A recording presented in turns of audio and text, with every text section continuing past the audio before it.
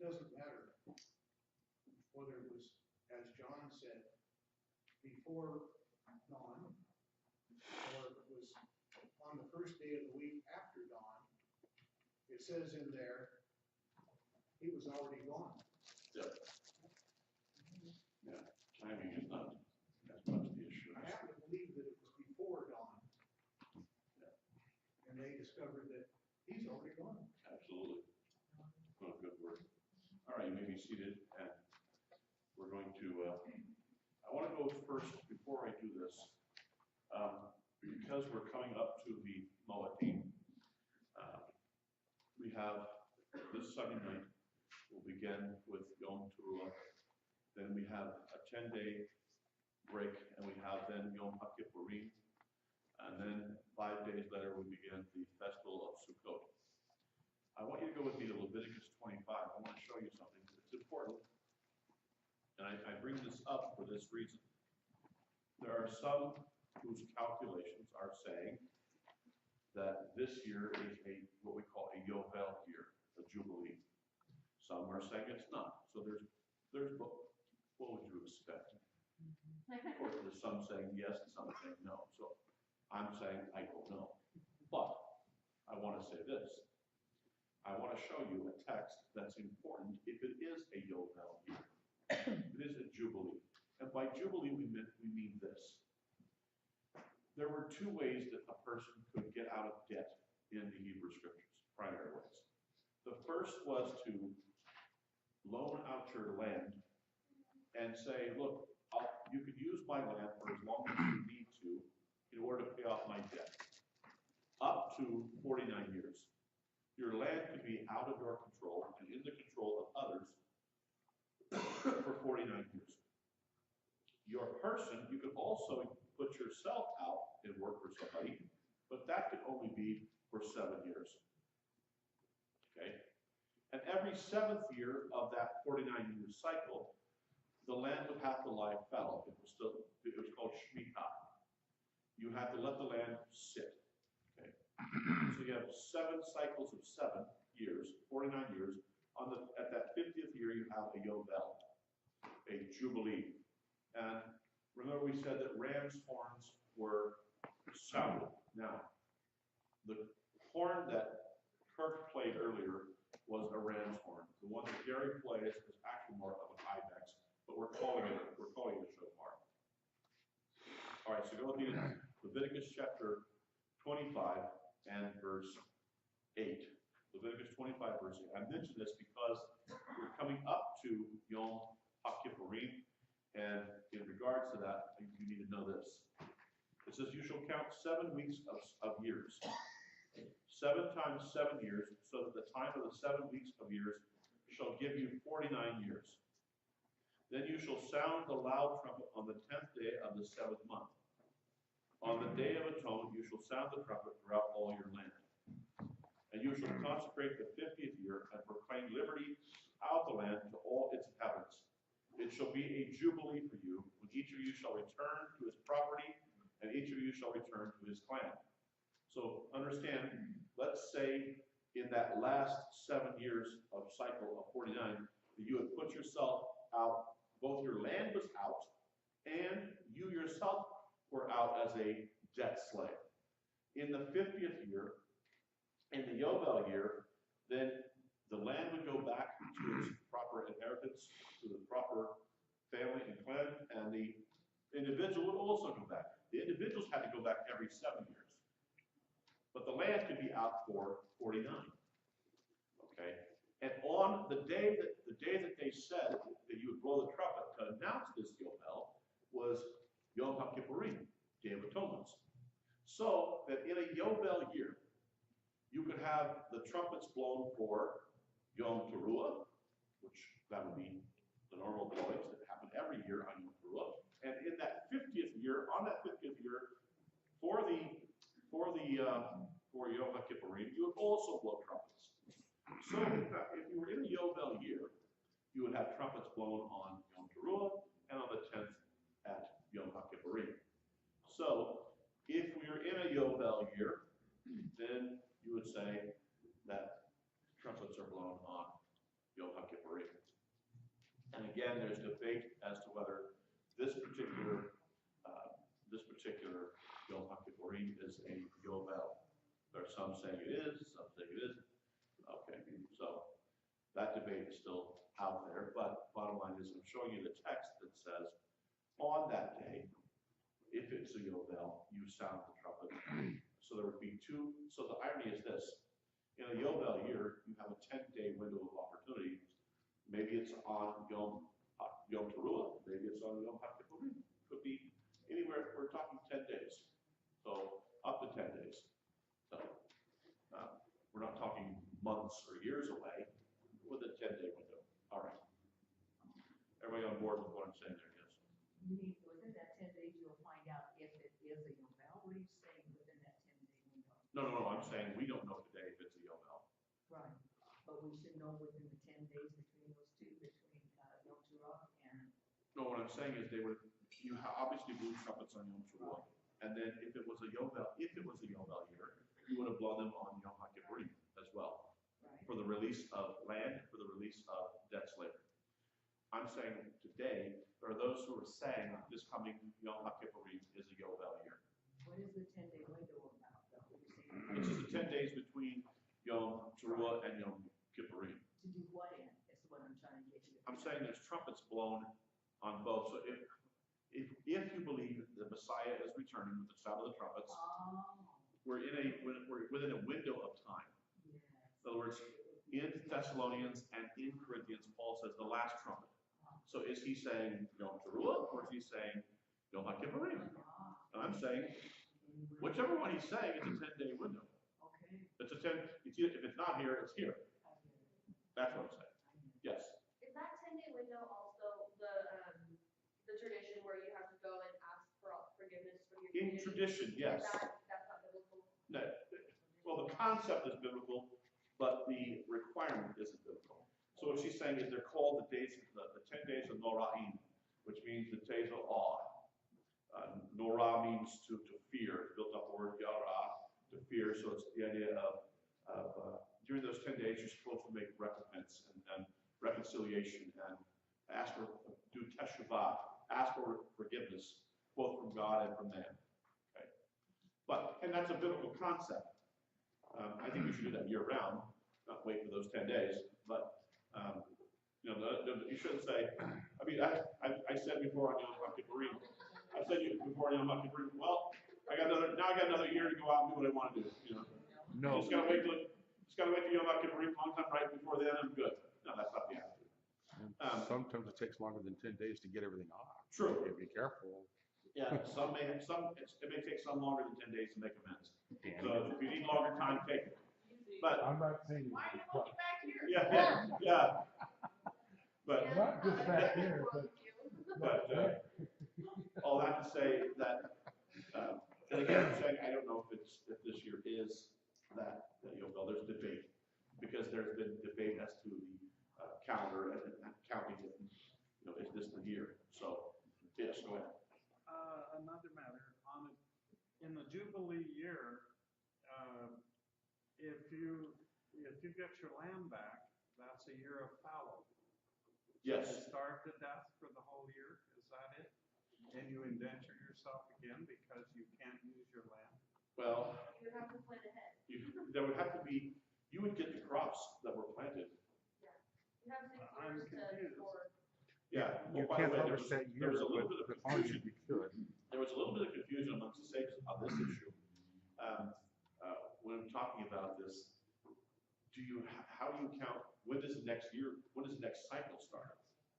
Does it start on that 49th when you end it, and then the next one automatically starts, or do you have a year and then it starts again? So this is one of the questions they ask. As to your question, I think that you have to, whatever was planted on that land, if anything grows up natural. By the way, It says you can't take it. Scripture says you were to leave. no. You can't harvest it, but you can In a eat from it. Shemitah year, you're not allowed to harvest. You are allowed to go out and take from it for your personal use, but you're not allowed to sell it. You're not allowed to Okay. benefit from it. It goes for the Well, here's the argument. In the Shemitah year, you have to allow anybody that wants to go into your land not to harvest, but to take for that immediate need to come in and use your land. During the regular cycle of 6, obviously, we talked about this last week, you leave anything that you only go over the land once, you leave anything that you drop, you leave the corners, whatever those are, and so you leave the corners, you only go over it once, anything you drop, if you pass by something, if you're walking down a road and you look back and go, oh, we missed something right here, but we're already right here now, you leave it. Okay, you can't go back over it. So that's during the regular year. During the Shemitah year, the person, whatever comes up naturally, whatever comes up without you working the land, that you can go out, and the poor can go out there, the widows, the orphans, they can go out and take from that. And the person who owns that land can also go out and sustain themselves from that. Now, they cannot harvest it for market. Okay, you're not allowed to go out and put take everything out if they can to go to market. But they can take out of it for their own sustenance. So for the Shemitah year, then everybody becomes unequal again. Yes. In that the widow and the owner alike only get what they need. So, Not what they want, what they need. So, and by the way, he says this in the Torah, that in the 6th year, he will give you a bumper crop, if you observe this. So he's going to, in that 6th year, he says, I'll give you such a bumper crop, that in the 6th year, you'll be able to last that 7th year, and also be ready for the next year coming up.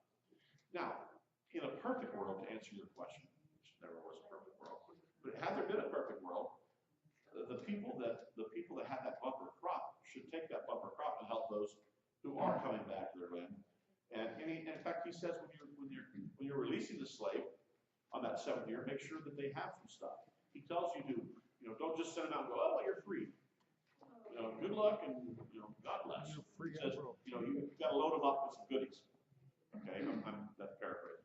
But you can't just say, well, Godspeed, but you're supposed to help out. And like I said, in a perfect world, a person with that bumper crop would say, you know what, I know that you're coming back to your land.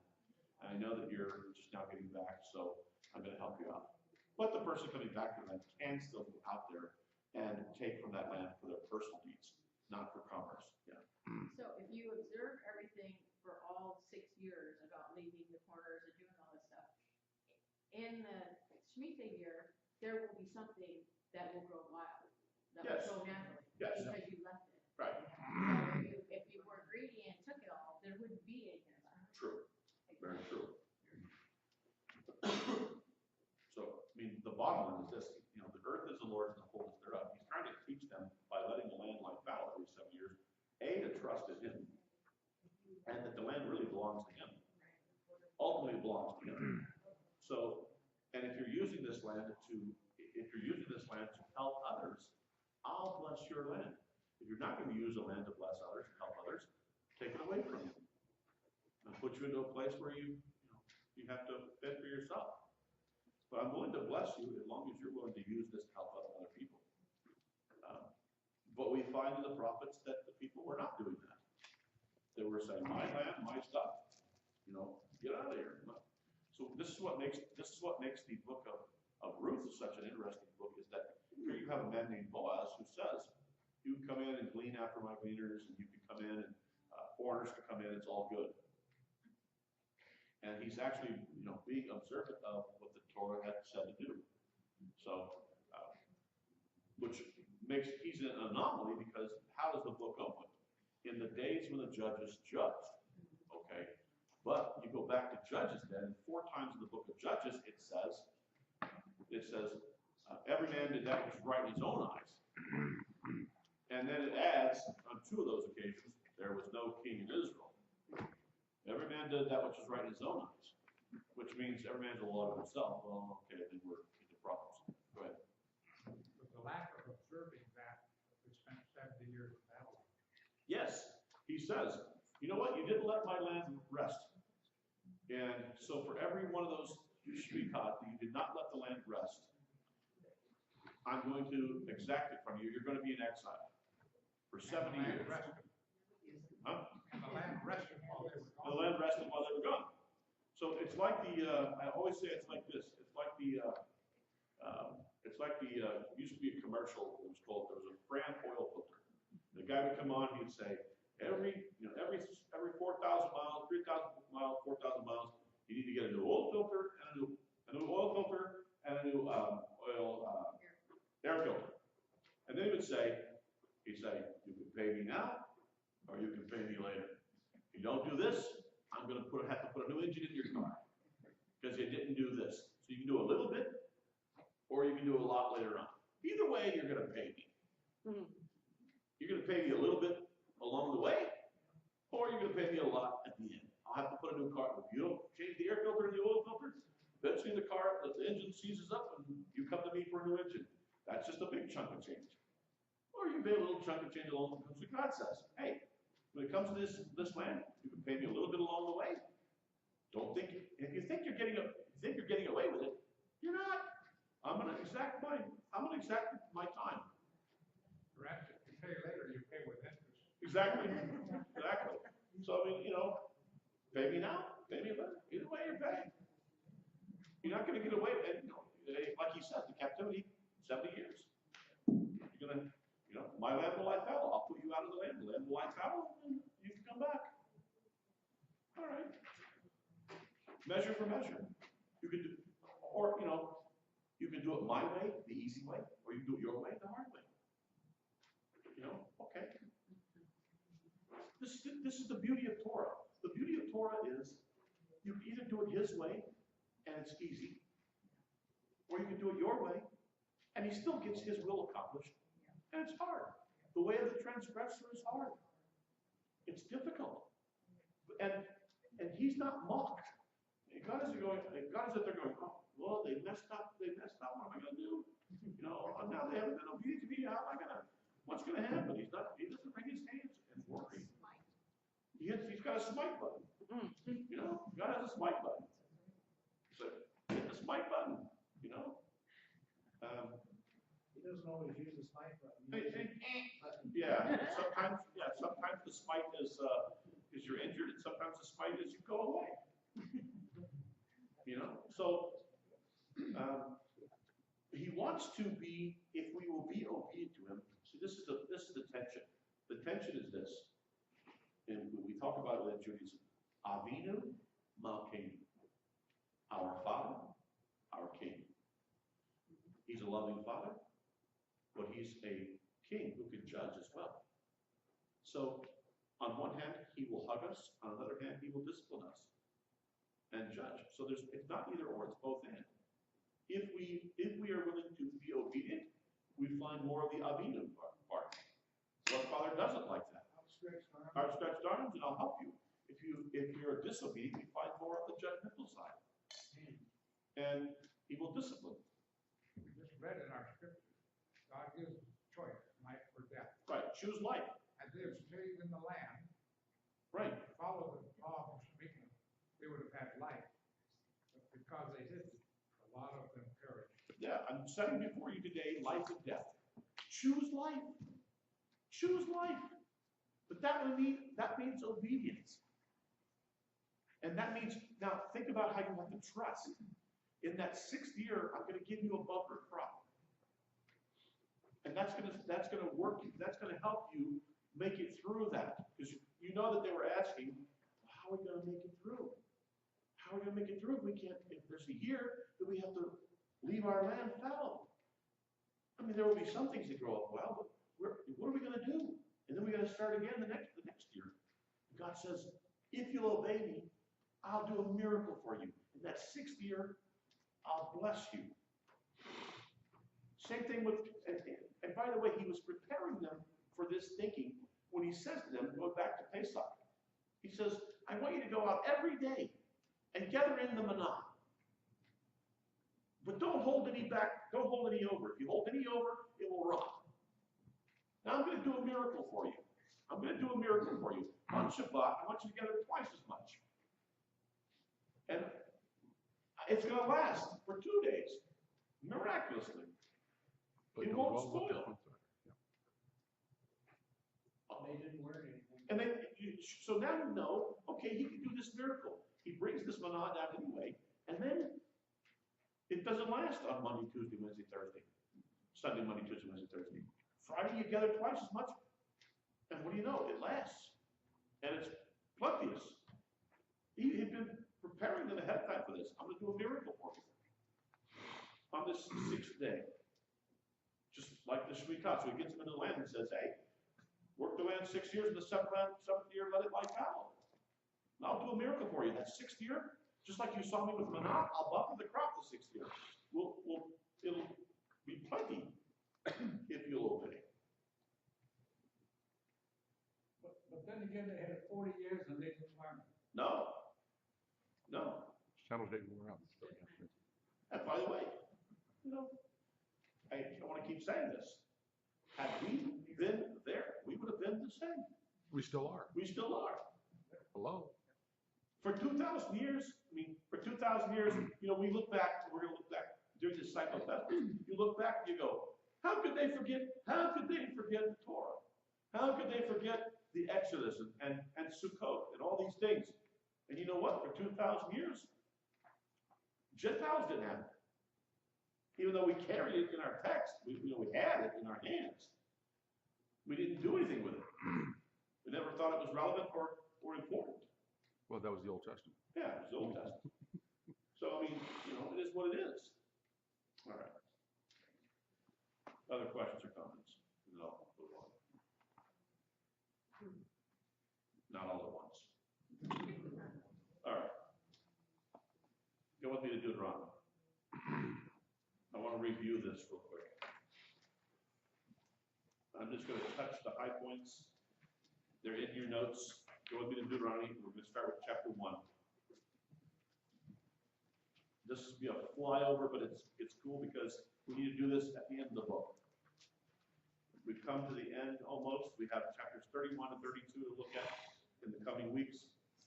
But go with me to Deuteronomy chapter 1. I'm picking a verse out of each of these to just read, and then he says this, verse 1 and verse 10. It says, "The Lord your God has multiplied you, and behold, you are today as numerous as the stars of heaven." Look at Genesis 20. If you look at Genesis 22:17, he said, "I'm going to make you as numerous, Abraham, I'm going to make you as numerous as the stars in heaven, your descendants." And here we find that same language is being used in Deuteronomy 1:10. Genesis 22:17. God will be faithful to his promise. He said, "I will make you as numerous as the stars in heaven and as the sand of the seashore." And here at the opening of Deuteronomy, he says, we are there. We're well on our way. "The Lord your God has multiplied you, and behold, you are today as numerous as the stars of heaven." Go to chapter 2. Chapter 2, verse 25. 2, verse 25. Well, I want to, before I do that, I want to look at verse 7 of chapter 2. Because we mentioned this as we came into it. He says this, "For the Lord your God has blessed you in all the work of your hands. He knows you're going through this great wilderness these 40 years. The Lord your God has been with you. You have lacked nothing." That lacked nothing, that's the same phrase in Psalm 23:1. "The Lord is my shepherd, I have lacked nothing."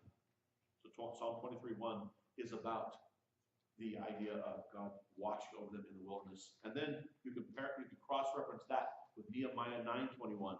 And Nehemiah 9:21, he's also talking about the 40 years in the wilderness and says, in that 40 years, you lack nothing. This wilderness experience was designed to teach them some things. For 40 years, they're in the wilderness, and he's trying to teach them things. And they're not learning it.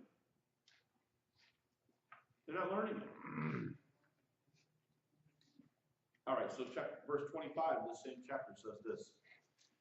"This day I will begin to put the dread and fear of you on the peoples who are under the whole heaven, who shall hear the report of you and shall tremble and be in anguish before you." Look at what God's going to do. He says, to make it easy for you to take the land, I'm going to give a supernatural fear to those who would stand in your way. I'm going to put the fear and the dread of you upon them. And throughout the Hebrew scriptures, you hear this. For instance, you hear this with Rahab. When they go into Jericho, she says, "The fear of you is over our people. Our hearts have melted like wax."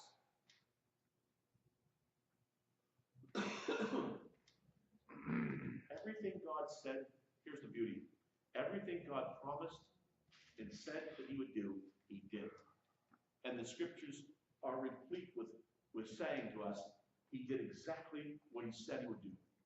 And when they went into the land, the first of the land was Jericho. And Rahab says, "We tremble at the thought of you guys coming here." God said, "I'll put the fear of me, the fear of you upon them. I'll do that miraculously, so that in their hearts and minds they will fear me." Look at chapter 3. Chapter 3, verse 3. Chapter 3 of Deuteronomy, verse 3. He says this, "So the Lord our God gave into our hand Og also, the king of Bashan, and all his people, and we struck him down until he had no survivor left." And then I'm going to go over to verse 22. Verse 22 of the same chapter. He says this, "You shall not fear them, for it is the Lord your God who fights for you." So if you look at verse 3, he says, "The Lord your God gave into our hand." He promises that he will be the one to give these nations into Israel's hand.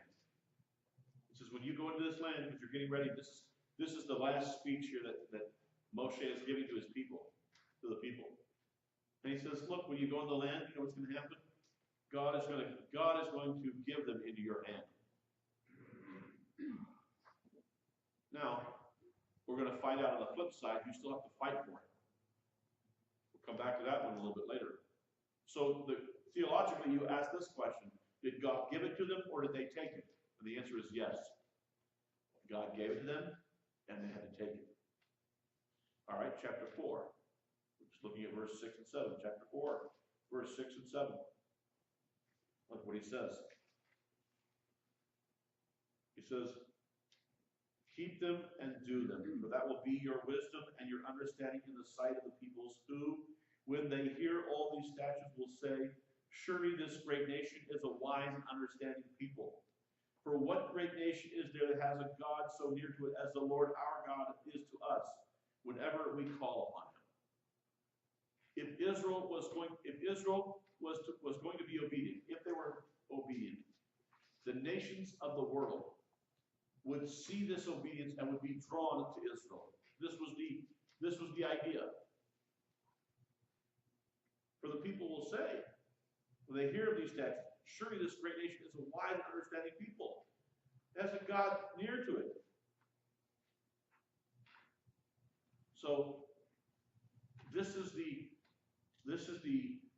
calling of Israel, to live out these commandments so that the nations will be drawn to her. I mean, Israel didn't do this. Not even close. She failed to live the way God asked her to live. But he says, if you do this, centripetally, the nations will come to you. And he's going to go on later on to say, they're not going to come to you because you're the biggest or the wisest. They're going to come to you because I'm drawing them. Okay. All right. Go to me to chapter 5, verse 21. Chapter 5, verse 21. He says, and you shall not covet your neighbor's wife, and you shall not desire your neighbor's house, his field, his male servant, or his female servant, his ox, or his donkey, or anything that is your neighbor's. I note on this one, the Torah reveals its concern for both the actions and thoughts of the heart. The word covet and desire focus on the inward part of man. So here we have this repetition of the 10 words, here in Deuteronomy 5. But oftentimes people will caricature the Torah as just something that's concerned with outward constraints. It only wants to control us from the outside in. And the truth is the Torah wants to control us from the inside out. It wants our motives and our heart to be right. Not just what we do, but what we do emanates from what we are inside. So oftentimes people say, well, you know, the Torah is just concerned with making you behave the right way. No, the Torah is also concerned with you thinking the right way. With your head. What's going inside of the head? That's are you coveting there? Because if you start coveting there, that's where things go awry first. It's a dangerous neighborhood. This is a very dangerous neighborhood. Don't go there alone. Yeah, this is why you have to have a community of faith to help you work through all the issues. If you become an island, people that become an island, they get off into goofiness. I say for myself, if I become an island, you go goofy. I would go goofy. Because you know what happens? Nobody there to correct you. Nobody there to say to you, you're not actually thinking the right way. There's things you need to think about. There's thoughts that you need to think that you haven't thought to help you move in the right direction. One of the things the community of faith helps you with is thinking the thoughts that need to be thought. You hear more voices rather than just your own. If you listen to your own voice long enough, you'll go astray. Isn't that why, confession or whatever you want to call it, when you tell somebody else what you've done wrong, it's easier to tell myself, or justify, hey, I did that for the right reasons. But if I say it out loud to another person, they can say, hey, that was pretty messed up. You owe so-and-so an amends or whatever. Absolutely. Absolutely. You know what? I mean, it's the hard work of community to stay in and continue to invest in others, but this is what he calls us to do. And oftentimes people want to just go off on their own and be kind of, me and God will be over here if you need us. But that becomes a problem because then your thinking becomes warped and nobody's there to help you. Yes. In the Old Testament, when they elevated a person to a king, hasn't that been the failing? Absolutely. Kings became isolated, and they insulated themselves from the populace and from those who would tell them, you've gone crazy. You've gone off the reservation. That's why they had prophets, right? That's why they had the prophets come along to say, we're supposed to go into the king and say, You're kind of crazy. yeah, you've gone, like, Nathan to David, hey, David, I got a story for you. You really got a story for me? Well, I'm all for a story. Go ahead. Tell me your story. Well, there was this guy that had one little ewe lamb. It was like a daughter to him. And this other guy had thousands of lambs. And, the guy that had thousands of lambs, you know what he did? He stole a lamb. He stole a lamb from the guy that only had one. David was like, that's wrong. That's just wrong. That guy should die. And Nathan says, you're the guy. What? I'm the guy? You have to have somebody who comes in and confronts the king and says, you need to make reparations. You've sinned. Or you've gone astray. And if you don't have that person, and that's what a community does for you, is to say, hey, before you go that direction, maybe you want to think about this. You have the collective wisdom of the community that works to help you. And there is a collective wisdom in the community. The scriptures expect us to be in community.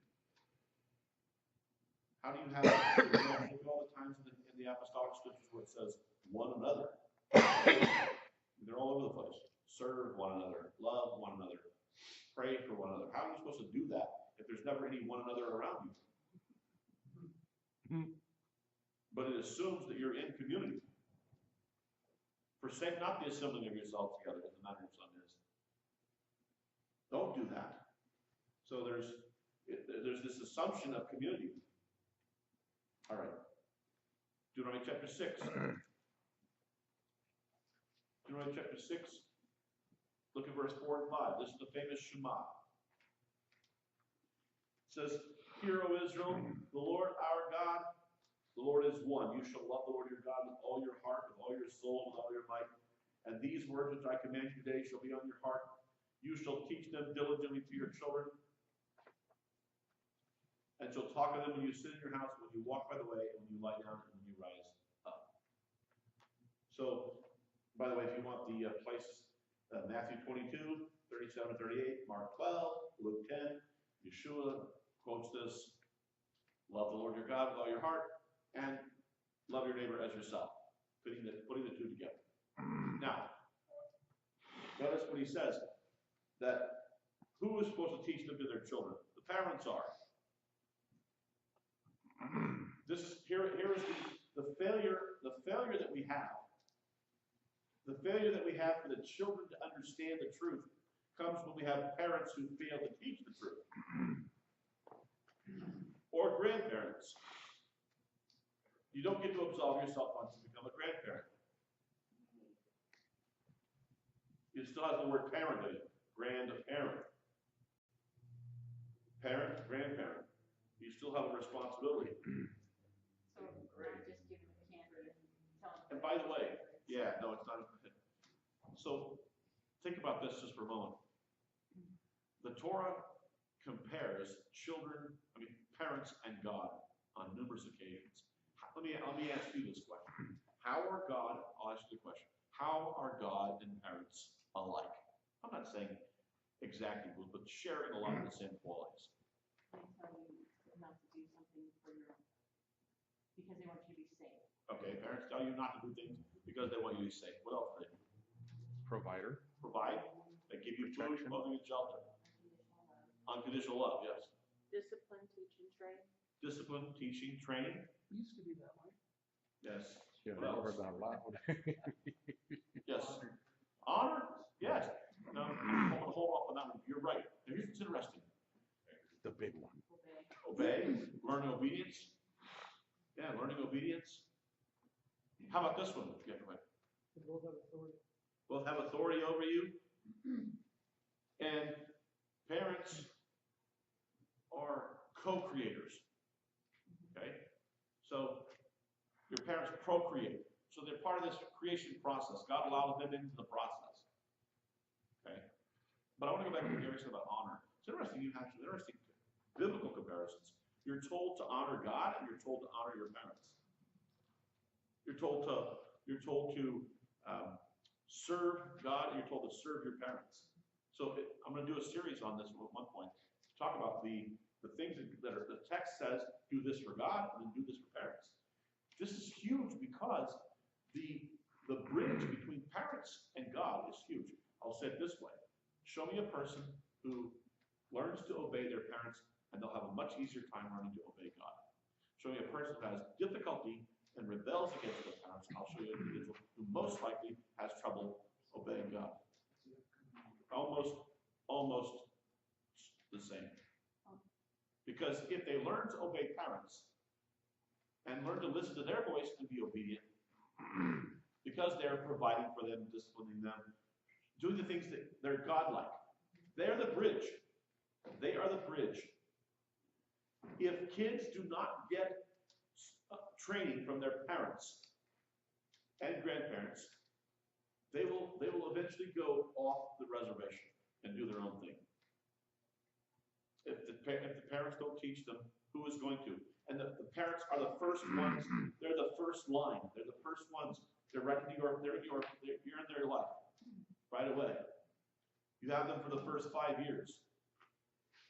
Those first formative years where you're telling them, what you can and can't do. Ethics, morals, all those things, truth. Yeah, I used to be afraid. My dad always would say, I brought you into this world and I can take you out. So that's kind of like God. That's kind of like God, yeah. Parents are like that. Yeah, I brought you in and take you out. It's like, Not that he would. but you get the idea that how children relate to parents has a great deal to say about how they're going to relate to. Not in every case. I know that there's exceptions. Okay. I know, so you can bring up an exception and say, well, I know parents that were godly and the kids turned out to be, rebellious. And I know, but yeah, the flip side, you have parents that were rebellious and the kids turned out to be godly. Okay. You have that. You have those you have the anomalies. But on the whole, if things are supposed to move the directions that they're supposed to, You have to have parents who say, this is what God has said. This is the word of the Lord. And grandparents backing that up. Yeah. The lack of godly homes is very evident in the amount of anarchy that we see today. Yeah. When you have if you don't learn respect for authority in the home, it's very unlikely that you're going to learn it somewhere else. If you don't honor and respect your mother and father, the likelihood of you honoring and respecting anybody else is very minimal. If you don't learn it there first. You have to learn to submit there and to say, I know that they are good, that they want the best for me.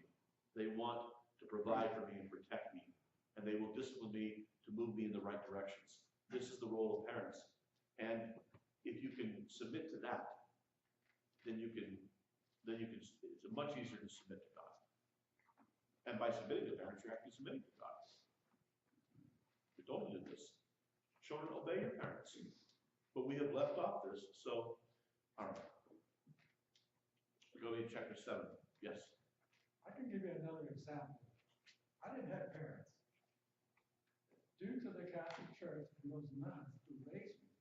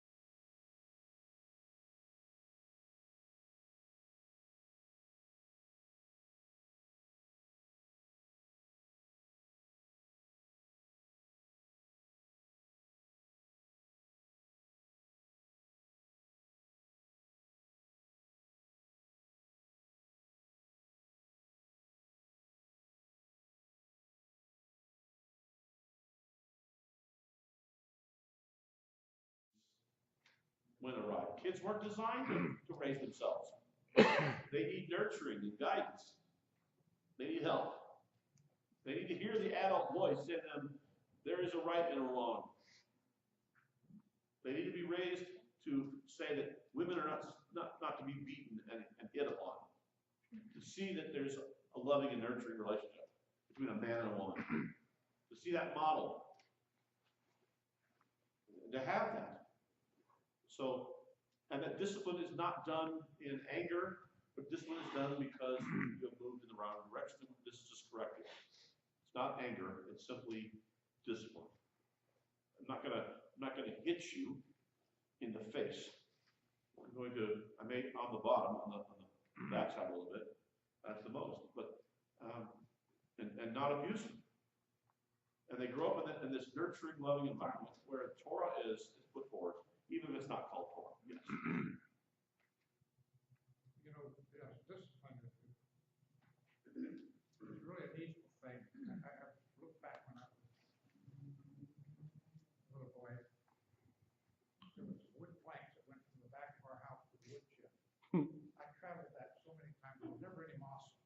Woodshed, I received a lot of lessons from the board of directors. Yeah, That are called One lessons. thing that really got me was my mother would say, you know, Billy, this hurts me more than it does you. right. Now, my parents used to say that too. Kidding? I know, Figure that out. I used to always wonder what they meant by that. I began to understand that. I know, I thought, It makes sense. it didn't make, now it makes sense, but at the time, I thought to myself, I don't know, I seem to be the one crying. How about I spank you? Yeah, it's like, I seem to want to be the one hurting. I don't think they mean emotionally. I don't want to do this to my child. I don't want to do this to my child. But had you been obedient to me. Would be much better than going into the road to the lake of fire. Right, right. This is to prevent something worse happening to you. Absolutely.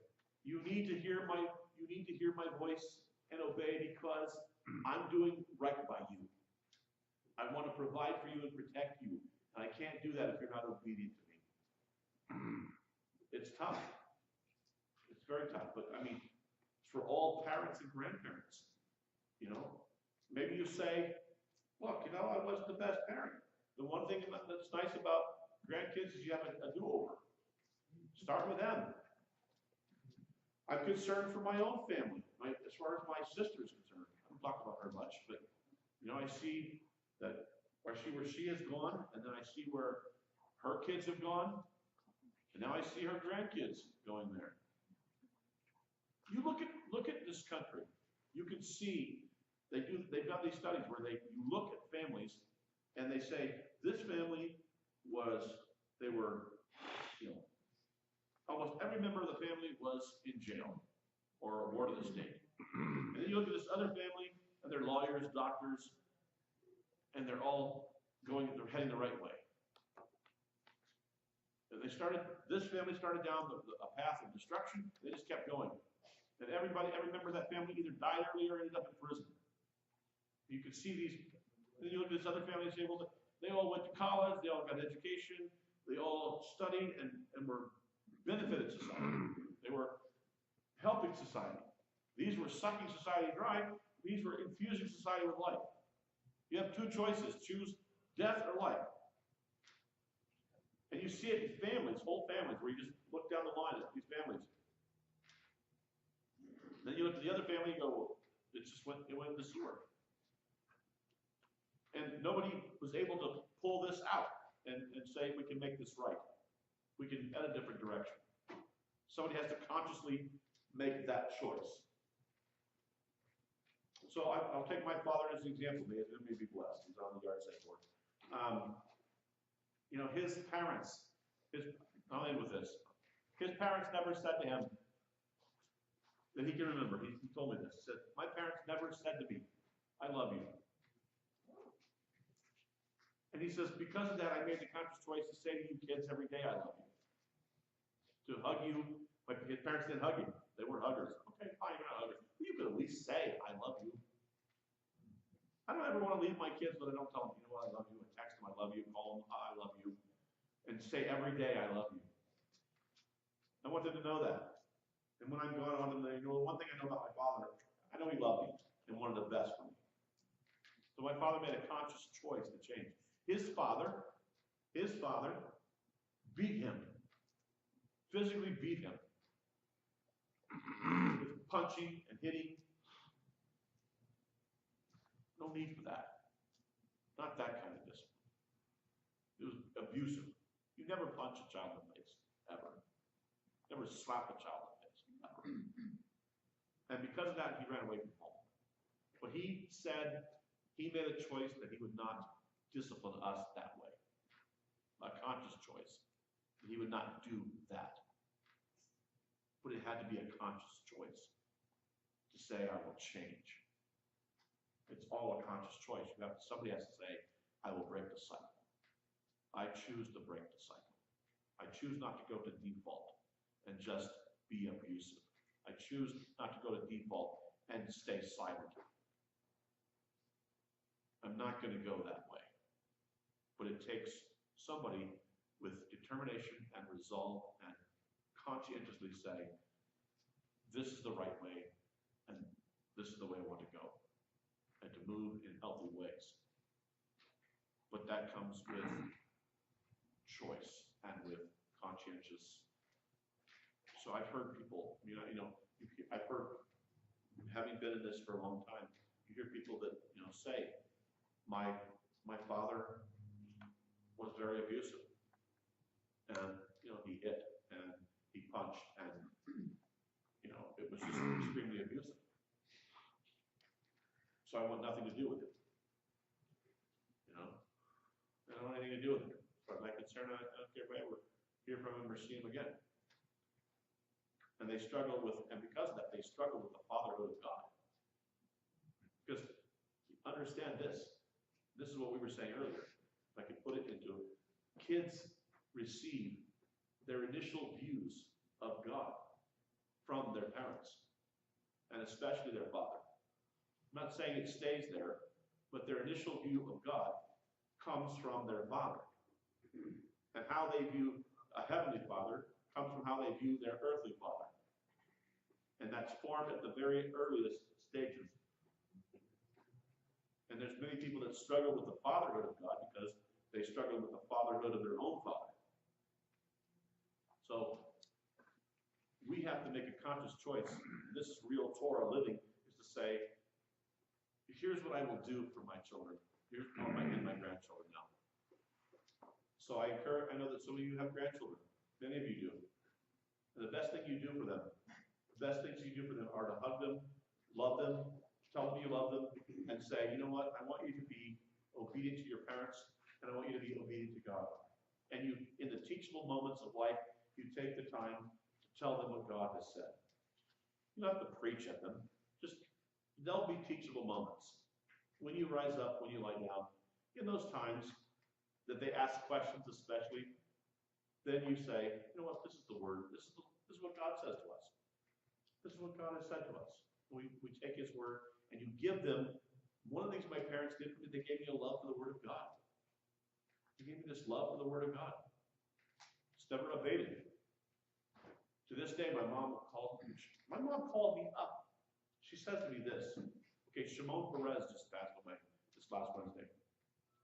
She calls me up, my mom does. She says, she texts me. She says, I got a theological question to ask you. Okay. So I called her. I said, Mom, what's up? You know, theological question? We had some of those discussions.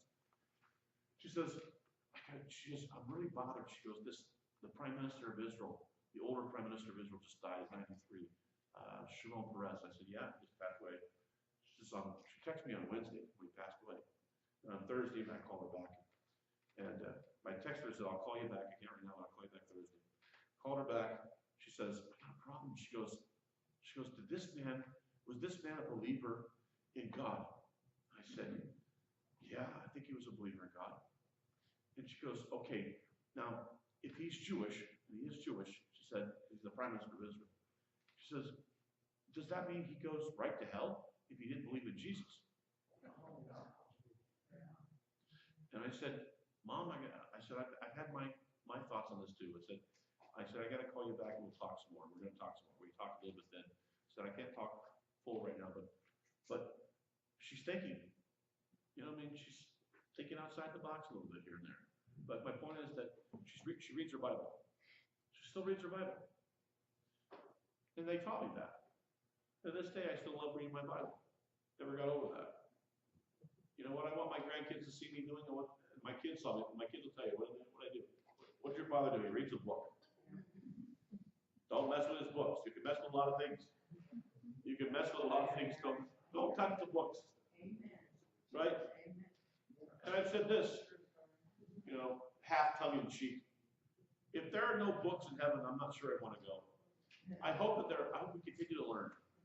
And we continue to develop and continue to, I hope we don't just completely arrive to the point that we don't have nothing to learn. I hope that we continue to develop and continue to learn. All right, we're going to stop here. Join with me. Page 95 for the traditional arrangement. Stand if you would, please.